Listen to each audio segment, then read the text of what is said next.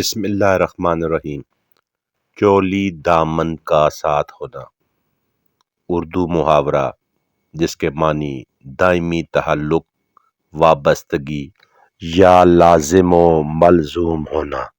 سینہ کو ڈھانپنے کے لیے پہنی جانے والی آستین دار یا بغیر آستین کی پوشاک۔ آج ہم جانیں گے کہ چولی اور دامن کا ساتھ ہونا کا کیا مطلب ہے اور چولی اور دامن کہتے کس کو ہیں۔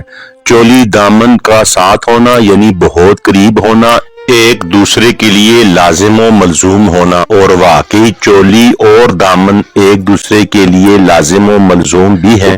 قمیص کا وہ حصہ جو آپ کی ناف سے اوپر تک کا ہے اس کو کہیں گے چولی، اور ناف سے نیچے والا جو حصہ ہے اس کو کہیں گے دامن۔